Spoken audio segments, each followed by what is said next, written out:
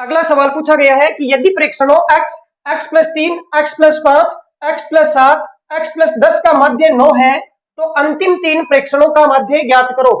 अंतिम तीन का मतलब हो गया यहां से लास्ट वाले जो तीन है x+5, x+7 और x+10 का माध्य आपको पूछा गया है। तो सबसे पहले जो दे रखा है उसको सरल कर लो। तो सभी का औसत 9 है तो औसत देखो इसे निकालते हैं राशियों का योग और बट्टे राशियों की संख्या। तो इनको सबको जोड़ते हैं। अब जोड़ने का भी एक तरीका होता है, देखो जल्दी से कैसे जोड़ना है। आपको पता है कि अक्ष में हमेशा अक्ष जुड़ता है, तो गिन लो कितने हैं, 1 2 3 4 5, 5 तो है अक्ष, तो 5 अक्ष लिख दिए। और संख्या में हमेशा संख्या जुड़ती है, तो 5 और 3 हो गए 8, 8 और 7 हो गए 15 और 10 हो गए 25। बट्टे राशियों का योग बट्टे राशियों की संख्या, 1 2 3 4 5 फ्रैक्शन है तो 5 का भाग लगेगा। अब 5 का भाग लगेगा तो यहाँ पे इसमें भाग देंगे तो 5 कॉमन ले लो पहले, तो 5 कॉमन लेके बचेगा अक्ष प्लस से 5 और बट्टे 5, 5 से 5 कट जाएगा, x प्लस आ गया इसका मध्य। और इसका मध्य दे कितना रखा है तो बराबर में 9, तो आप बराबर में 9 लिखेंगे, बराबर में 9 लिखेंगे। अब यहां से x प्लस 5 का मान आया 9, क्यों? क्योंकि इसको सरल करने पर x प्लस 5 आया है और इसका मान दे रखा है 9, तो बराबर हो गया 9। 5 को इधर भेजेंगे तो x का मान बचेगा 4। अब x का मान 4 यहाँ पे रख दें, क्योंकि हमें अंतिम तीन जो प्रेक्षण है इनका औसत ज्ञात करना है। तो अंतिम तीन में यहाँ मान रखेंगे तो x प्लस 5, तो x की जगह रखेंगे 4, 4 प्लस 5 हो जाएगा 9, और फिर 4 प्लस 7 हो जाएगा 11, और फिर 4 प्लस 10 हो जाएगा 14। इसका आपको माध्य ज्ञात करना है, मतलब औसत ज्ञात करना है। तो वही तरीका, राशियों का योग और बट्टे राशियों की संख्या। अब ये 9 और 11 हो गए 20 और 14 हो गए 34, 34 में 3 का भाग देंगे तो 11 से ही 1/3 आएगा इसका माध्य। तो ये बहुत ही आसान सवाल है, और इस टाइप का सवाल अगर पूछा जाए तो आप आसानी से देखो यही तरीका यूज करके सोल्व उसको कर लेना। अब हो सकता है अगली बार आपको ऐसा पूछ लिया जाए कि कुछ संख्याएं दे दी जाए 5, 8, 13, 20, x और 30, ऐसे मान लीजिए संख्या दे दी जाए और कहा जाए कि ये जो 6 प्रेक्षण है इनका मध्य 22 है, तो x का मान ज्ञात करो। ऐसा सवाल आपसे पूछा जा सकता है। तो देखो कैसे सरल करते हैं, इसको भी चेक करते हैं। तो दिया गया है कि 5, 8, 13, 20, x और 30 का मध्य 22 है, तो x का मान ज्ञात करें। इस प्रकार के सवाल भी कई बार एग्जाम में पूछे जाते हैं कि बीच में एक पद x दे दिया जाता है, तो सिंपल तरीका लगाना है राशियों का योग और बट्टे राशियों की संख्या। इसको सोल्व करने पर आपको पता है औसत का मान आएगा। अब यहाँ पे 1 2 3 4 5 6 प्रेक्षण है तो 6 का भाग दे देंगे, और इसका मध्य कितना दे रखा है 22। अब इसको सरल करेंगे तो ये 22 से गुणा हो जाएगा और ये सारी संख्याएं जुड़ जाएगी। अब पता है 30 और 20 50 और 13 हो गए 63, 63 और 8 हो गए 71, 71 और 5 हो गए 76, 76 प्लस x बराबर, ये 22 को 6 से गुणा करेंगे, 6 दूना 12 का 2 हासिल किए, 6 दूना 12 और 1 13, 132, 76 इधर जाके घटेगा तो x बराबर 132 में से 76 को घटाने पर जो भी मान आएगा वो x का मान आ जाएगा। ऐसे आपको प्रश्न को सरल कर लेना है। एक सवाल इस प्रकार का भी पूछा जाने की संभावना है, क्योंकि कंपटीशन एग्जाम में बार बार ये सवाल पूछे गए हैं। तो सवाल है कि एक कक्षा के 30 विद्यार्थियों का औसत प्राप्तांक 90 अंक है, यदि प्रथम 20 विद्यार्थियों के औसत प्राप्तांक 100 अंक है तो शेष 10 विद्यार्थियों के औसत प्राप्तांक कितने हैं। बहुत ज्यादा इंपॉर्टेंट है, समझना। देखो एक कक्षा के 30 विद्यार्थियों का औसत, तो औसत का मतलब होता है प्रत्येक का मान, कब? जब सबको बराबर कर दिया जाए तब। तो 30 विद्यार्थियों के कुल प्राप्तांक कितने हो जाएंगे, तो 30 विद्यार्थियों के कुल जो अंक है वो हो जाएंगे 30 गुणा 90, तो 9 2700। इसका मतलब प्रत्येक विद्यार्थी के देखो 90 नंबर हैं और 30 विद्यार्थी हैं, तो 30 गुणा 90 2700 अंक इनके कुल मिला के आए हुए हैं। अब इनमें से जो शुरू के 20 विद्यार्थी हैं उनके कितने नंबर आए हुए हैं, तो उनका औसत है वो है कितना 100 अंक है। तो 20 विद्यार्थियों के कुल जो प्राप्तांक है, 20 विद्यार्थियों के कुल प्राप्तांक कितने हैं, तो ये है 20 गुणा 100, क्योंकि 20 विद्यार्थी और इनका औसत कितना है 100। इसका मतलब शुरू के 20 जनों के 100 नंबर है, इसका मतलब हुआ 2000 नंबर तो ये लेके आ गए शुरू वाले 20।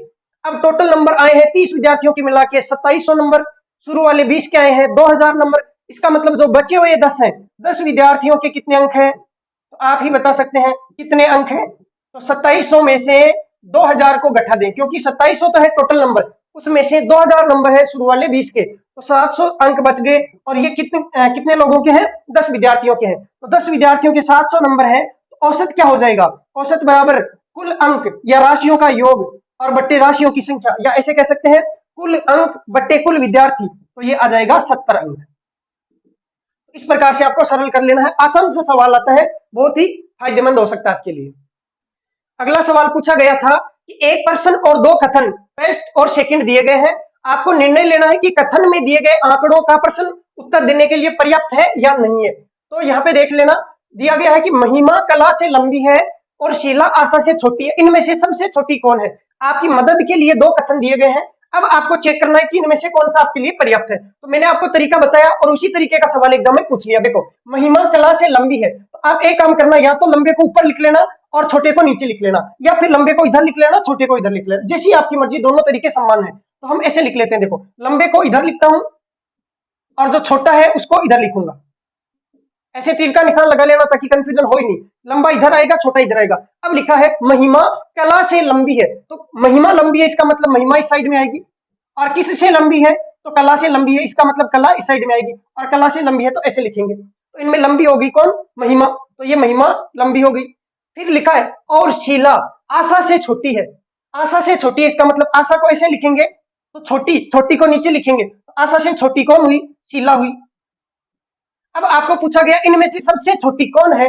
अब हमें क्या पता, क्योंकि छोटी कला भी हो सकती है और छोटी शीला भी हो सकती है, क्योंकि कला तो छोटी है महिमा से और शीला छोटी है आशा से, तो अभी हमें पता नहीं है। अब हमारी मदद के लिए है कथन दो, तो आपको ध्यान रखना है इसमें दो नियम होते हैं। पहला नियम ये कि जब आप कथन पहले को पढ़ो तो कथन सेकंड को याद ही मत करो, भूल जाओ, और जब कथन सेकंड को पढ़ो तो कथन फर्स्ट को भूल जाओ, ये तो है पहला नियम। और दूसरा नियम यह है कि अगर प्रश्न का उत्तर दोनों से नहीं आए तो फिर दोनों को एक साथ पढ़ के देखो, और एक साथ से उत्तर आ जाए तो उत्तर निकाल लो। तो सबसे पहले हम कथन फर्स्ट देखते हैं, सेकंड को छुपा लेते हैं। कथन फर्स्ट में लिखा है शीला महिमा से छोटी है, शीला महिमा से छोटी है, तो देखो महिमा से छोटी है, तो हम ऐसे तो लिख सकते हैं कि भाई महिमा से चलो शीला छोटी होगी, लेकिन कला से छोटी है कि नहीं है ये हमें पता चला क्या, नहीं पता चला, क्योंकि देखो या तो कला छोटी है सबसे या शीला छोटी है सबसे। क्यों, क्योंकि कला से तो बड़ी देखो महिमा रहेगी, शीला से बड़ी है वो आशा रहेगी, इसका मतलब ये दो छोटी वाली है। अब इनमें से कौन छोटी है उसका पता कैसे चलेगा, तो इसने पहले कथन में दिया कि शीला महिमा से छोटी है, तो शीला है महिमा से तो छोटी है कोई बात नहीं, लेकिन क्या पता शीला और कला में कौन छोटी है, इसका कैसे पता चलेगा। तो कथन फर्स्ट है वो तो पर्याप्त नहीं अकेला। अब देखते हैं कथन सेकंड अकेला, तो फर्स्ट वाले को छुपा लो, सेकंड देखना है आशा कला से छोटी है। यहां अब देखते हैं आशा कला से छोटी है, तो देखो कला से छोटी लिख के देखते हैं आशा को, ये लो जी लिख लिया। अब आपको पता है कि आशा से छोटी कौन है, शीला है, तो आशा से भी छोटी होगी कौन, शीला। उत्तर आ गया ना, क्योंकि महिमा से छोटी कला, कला से छोटी आशा, आशा से छोटी शीला, सबसे छोटी कौन, शीला। उत्तर आ गया। और उत्तर लाने के लिए कौन सा पर्याप्त है, केवल सेकंड पर्याप्त है, फर्स्ट की जरूरत ही नहीं है, तो इसमें आ जाएगा केवल सेकंड पर्याप्त है। जिसने भी मेरी क्लास पढ़ी थी रिवीजन वाली, लगभग 10 मिनट में करवाया था मैंने, उन सब के ये सवाल सही है, बिल्कुल 2 नंबर का फायदा हो गया उनको। अगला सवाल नंबर 7 देखते हैं, यदि alpha cube plus beta cube बराबर 7, अल्फा प्लस बीटा बराबर 3 हो तो अल्फा और बीटा किस बहुपद समीकरण के शून्यांक है। रिवीजन क्लास में लास्ट में एक पेज जोड़ के मैंने बताया था और वही आ गया इसमें। देखो यदि पूछा गया alpha cube plus beta cube बराबर 7 और अल्फा प्लस बीटा 3 दे रखा है, तो देखो ऐसे सवालों में अल्फा प्लस बीटा का मान दे रखा है, इसका मतलब मूलों का योग आपको दे रखा है।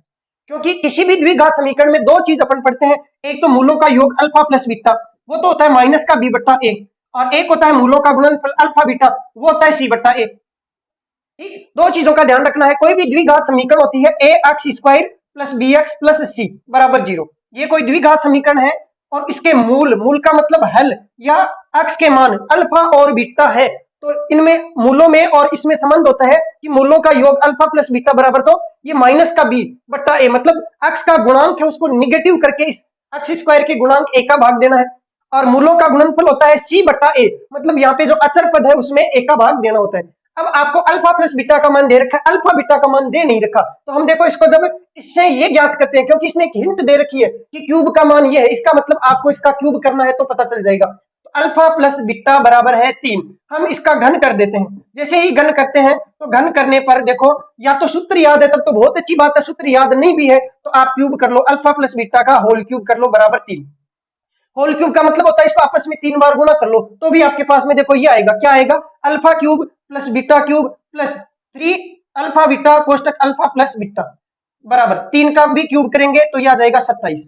ये सूत्र होता है ए प्लस बी का जो होल क्यूब है, ए प्लस बी का होल क्यूब का सूत्र होता है ए का क्यूब प्लस बी का क्यूब प्लस 3ab कोष्टक ए प्लस बी। क्लास में तो मैंने याद करवाया था, बहुत ही अच्छी तरीके से याद करवाया था, और हिंट भी बताई थी, देखो ऐसे कि a प्लस बी का होल स्क्वायर बराबर होता है a square plus B square plus 2ab।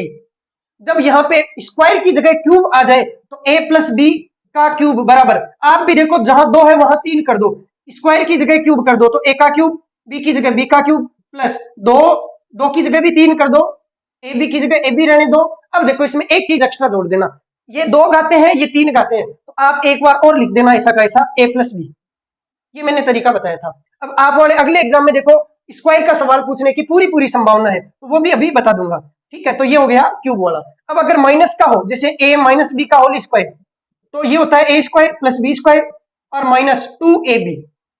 ठीक है, अब यहाँ पे देखना a माइनस बी का होल स्क्वायर बराबर, ये तो a माइनस बी का क्यूब ज्ञात करना हो तो ये होता है a की क्यूब। अब देखना यहाँ पे चिन्ह किसका आएगा, तो माइनस के b का स्क्वायर करते हैं तो वो प्लस का हो जाता है, लेकिन माइनस के b का क्यूब करते हैं तो वो माइनस का ही रहता है, इस कारण से माइनस का b क्यूब। और माइनस का जहां 2 है वहां 3 लिखेंगे ab, और कोष्टक में वही पद वापिस लिखेंगे a माइनस बी। तो ये सूत्र याद करने के भी तरीके होते हैं, तभी ये सूत्र जल्दी याद रहते हैं। अब देखो यहाँ पे alpha cube plus beta cube, alpha cube plus beta cube का मान दे दिया, क्योंकि अल्फा प्लस बीटा का होल क्यूब का सूत्र हो गया alpha cube plus beta cube plus 3 alpha beta कोष्टक अल्फा प्लस बीटा। इसका मान आपको दे रखा है कितना, 7, आप यहां रख देंगे प्लस 3 अल्फा बीटा। अब अल्फा प्लस बीटा इसका मान भी दे रखा है कितना, 3, तो ये भी रख देंगे 3 और बराबर 27। ये 7 इधर जाके 27 में से घटेगा तो बचेगा 20, तो ये 3 अल्फा बीटा और ये गुणा 3 और है तो 3 गुणा 3 हो जाएगा 9, इसको एक साथ लिख देता हूं, 9 अल्फा बीटा बराबर 27 में से 7 गया तो 20, तो अल्फा बीटा का मान आ गया 20/9। आपको दो ही चीजें चाहिए होती है, एक तो मूलों का योग और एक मूलों का गुणनफल। मूलों का योग तो अल्फा प्लस बीटा तो हो गया 3, मूलों का गुणनफल हो गया 20/9। अब आप इससे भी समीकरण बना सकते हैं या आप चाहे तो ऑप्शन से भी चेक कर सकते हैं, दोनों तरीके आपके पास में। तो इससे समीकरण बनाने के लिए आपको रिवीजन क्लासेज में मैंने बताया था एक्स स्क्वायर माइनस मूलों का योग, मूलों का योग और गुणा एक्स प्लस मूलों का गुणनफल। कोई भी द्विघात समीकरण बनानी हो तो उसका सूत्र होता है कि अगर आपको मूलों का योग दे रखा हो, मूलों का गुणनफल दे रखा हो, तो वह द्विघात समीकरण ज्ञात कीजिए जिसके मूलों का योग इतना है और मूलों का गुणनफल इतना है। तो सूत्र होता है एक्स स्क्वायर माइनस मूलों का योग गुणा एक्स प्लस मूलों का गुणनफल और बराबर में 0। आप लिखेंगे एक्स स्क्वायर माइनस मूलों का योग कितना 3, तो ये लिखा 3 और गुणा एक्स, तो ये हो गया एक्स और प्लस मूलों का गुणनफल कितना 20/9, 20/9 बराबर 0। अब आपको पता है कि बट्टे में 9 है, तो इसको सरल करने के लिए पूरी समीकरण को 9 से गुणा कर दो, इधर भी 9 से गुणा कर दो, 0 को भी 9 से गुणा कर दो, इधर 9 से गुणा करेंगे तो ये हो जाएगा 9x स्क्वायर और माइनस 9 हो जाएगा 27x प्लस इसको 9 से गुणा करेंगे, 9 से 9 कट जाएगा, 20 बचेगा तो प्लस का 20 और बराबर 0 को 9 से गुणा करेंगे तो भी 0। अब देख लो ये कौन से ऑप्शन में है, 9x square minus 27x plus 20, 9x square minus 27x plus 20 तीसरे ऑप्शन में। अगर मान लीजिए आप ये सूत्र भूल भी जाते हैं तो भी कोई दिक्कत नहीं, देखो सवाल को आप सरल कर सकते हैं, कैसे बताता हूं। देखो आपके पास में ये तो आ ही गया कि मूलों का योग इसने खुद ने दे दिया alpha beta, alpha plus beta का मान, और मूलों का गुणनफल अल्फा बीटा ये 20/9 आपने निकाल लिया है। अब आप ऑप्शन से चेक करेंगे तो इसको सरल करेंगे तो इसमें देखो मूलों का योग बराबर क्या होता है माइनस का b/a और मूलों का जो गुणनफल होता है वो होता है c/a। चेक कर लो, मूलों का योग आना चाहिए 3 और यहां से देखो माइनस का bx, देखो इस फॉर्मेट से कंपेयर करो, एक्स स्क्वायर का जो गुणांक होता है वो तो a होता है, एक्स का गुणांक होता है वो b होता है, जो अचर पद होता है वो c होता है। तो b है उसको माइनस कर दो, निगेटिव कर दो और उसमें a का भाग दे दो, तो 27 है यहाँ पे माइनस का पहले से, तो माइनस का माइनस करेंगे तो प्लस का 27 और बटे a का भाग देंगे 9, 9 3 27 3 बार जाएगा, तो अल्फा प्लस बीटा का मान 3 आ रहा है और अपने भी 3 आना चाहिए। फिर गुणनफल होता है c/a, c कौन है यहाँ पे 20 और बट्टा a कौन है 9, 20/9 आना चाहिए मूलों का गुणनफल, कितना आ रहा है 20/9 ही आ रहा है, इसका मतलब ये ऑप्शन नंबर 3 है वो हो जाएगा। अब स्क्वायर वाला सवाल इस बार पूछने की संभावना है वो भी बता देता हूं। सवाल लिखा है मैंने, यदि alpha square plus beta square बराबर 25 हो तथा अल्फा प्लस बीटा बराबर 7 हो तो वह द्विघात समीकरण ज्ञात करें जिसके मूल अल्फा और बीटा है। तो आपको पता है कि द्विघात समीकरण ज्ञात करने के लिए आपके पास में मूलों का योग और मूलों का गुणनफल भी होना चाहिए। अब मूलों का योग आपको हिंट के लिए दिया गया है कि अल्फा प्लस बीटा है वो 7 है और साथ में देखो स्क्वायर का मान भी दे दिया, इसका मतलब ये हुआ कि आपको इसका स्क्वायर करने से कुछ ना कुछ मिल जाएगा, तो हम इसका वर्ग कर देते हैं। तो वर्ग करने पर जैसे ही वर्ग करते हैं तो दोनों साइड में वर्ग करेंगे, अल्फा प्लस बीटा का होल स्क्वायर बराबर 7 का भी होल स्क्वायर, ये a प्लस बी का होल स्क्वायर बराबर होता है a square plus B square plus 2ab, ab का मतलब अल्फा बीटा बराबर 7 का स्क्वायर हो गया 49, alpha square plus beta square का मान आपको दिया गया कितना 25, तो आप यहाँ पे लिखेंगे 25 बराबर 25 प्लस 2 अल्फा बीटा बराबर 49। अब इसको 25 को इधर लाके घटाएंगे तो 2 अल्फा बीटा बराबर 49 में से 25 जाएगा तो बचेगा 24, अल्फा बीटा का मान आ जाएगा 24/2 मतलब 12, अल्फा बीटा का मान आ गया 12। मतलब आपके पास मूलों का योग आ गया 7, मूलों का गुणनफल आ गया 12, तो वह द्विघात समीकरण होती है। देखो एक्स स्क्वायर माइनस मूलों का योग कोष्टक एक्स प्लस मूलों का गुणनफल। अब मान रख देंगे एक्स स्क्वायर माइनस मूलों का योग कितना दे रखा है 7, तो ये हो गया 7x प्लस मूलों का गुणनफल कितना 12, तो ये हो गया 12। तो वह द्विघात समीकरण होगी x square minus 7x plus 12 उत्तर।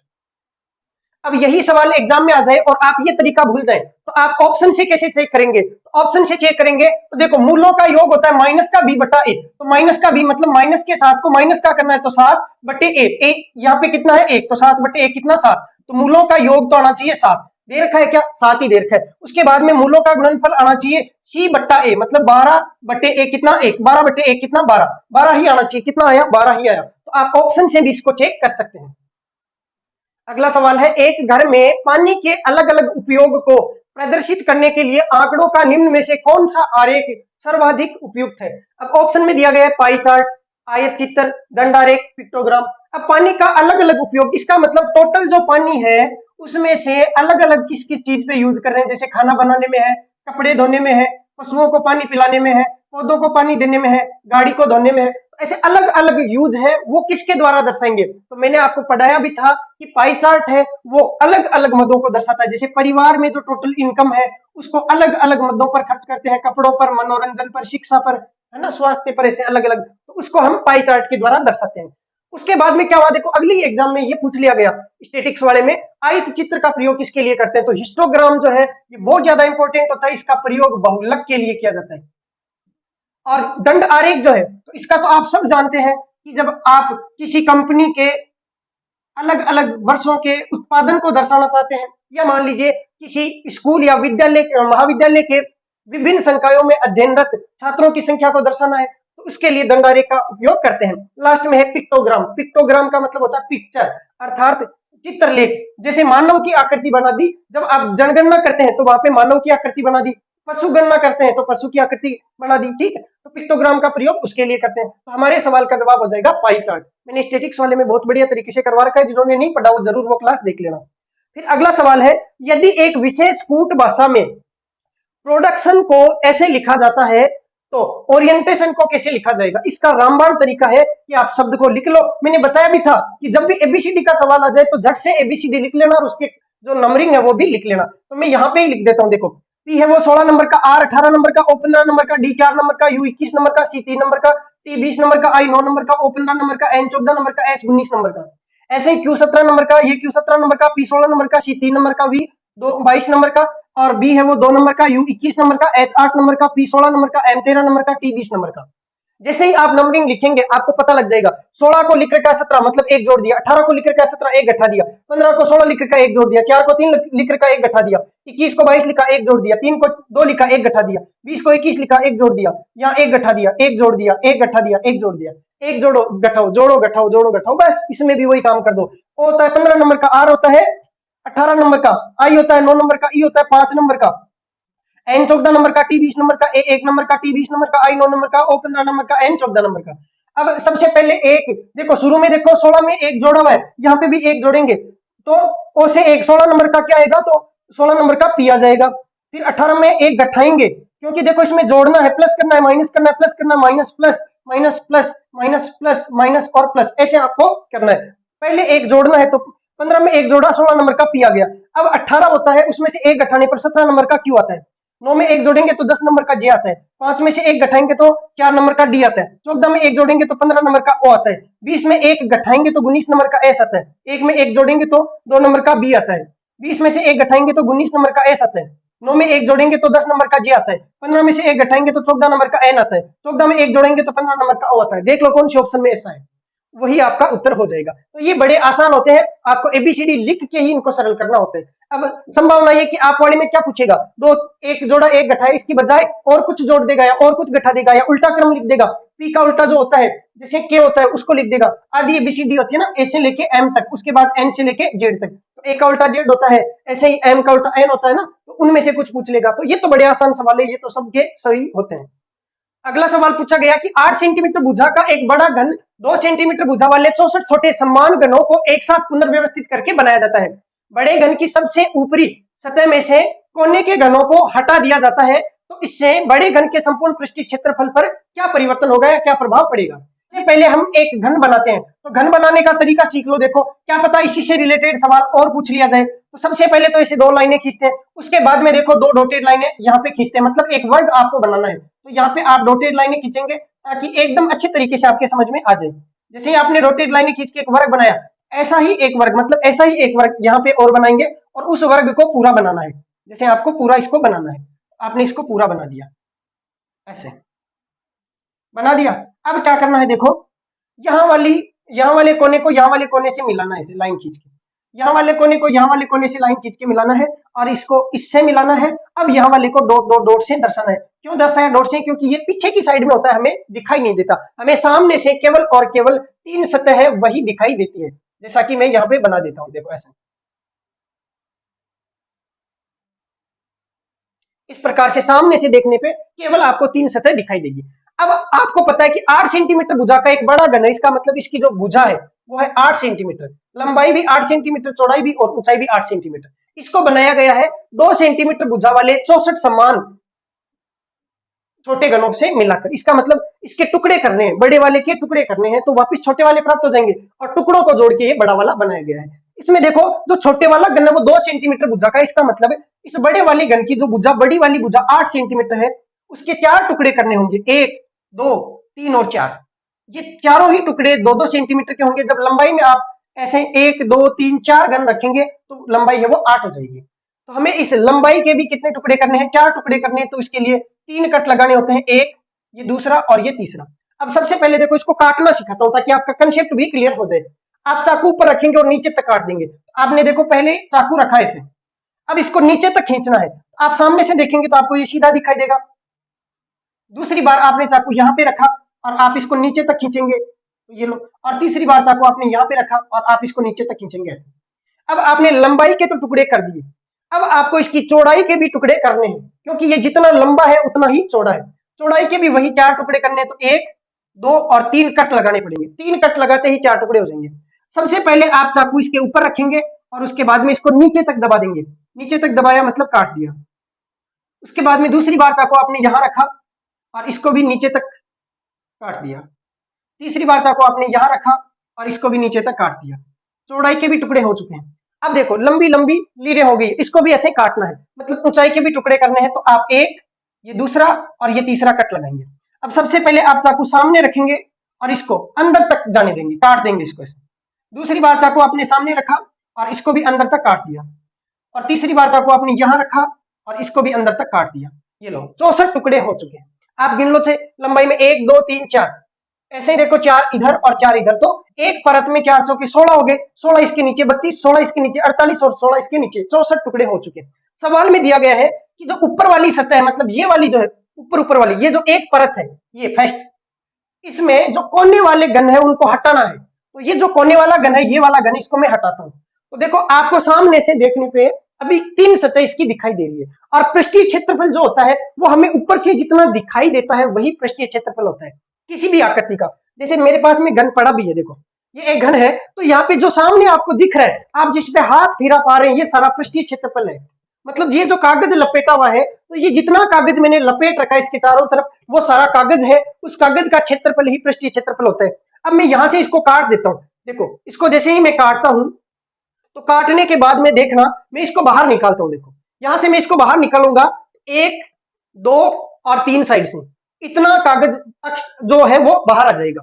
मतलब मैं इसको यहां पे बनाता हूं, तो ये 1 ये 2 और ये 3, मतलब 2 सेंटीमीटर लंबा कागज, 2 सेंटीमीटर चौड़ा कागज। ऐसे ही ऊपर वाले में 2 सेंटीमीटर लंबा और 2 सेंटीमीटर चौड़ा, 2 सेंटीमीटर लंबा और 2 सेंटीमीटर चौड़ा, ऐसे 3 वर्गाकार टुकड़े कागज के बाहर आ जाएंगे। मतलब यहाँ पे जो कागज लपेट रखा है वो पृष्ठीय क्षेत्रफल बाहर आ जाएगा। लेकिन काटने के बाद में ये जगह हो जाएगी खाली।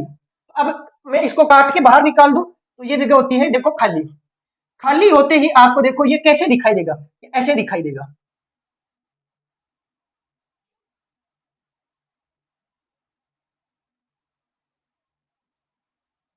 ये ऐसे दिखाई देगा। खाली होने के बाद में ऐसे दिखाई देगा। लेकिन इसका जो पृष्ठीय क्षेत्रफल है वो कितना हो गया, तो देखना अब आप कागज लपेटेंगे इसके ऊपर, या कहीं बाहर से जो दिखाई देता है वही पृष्ठीय क्षेत्रफल है।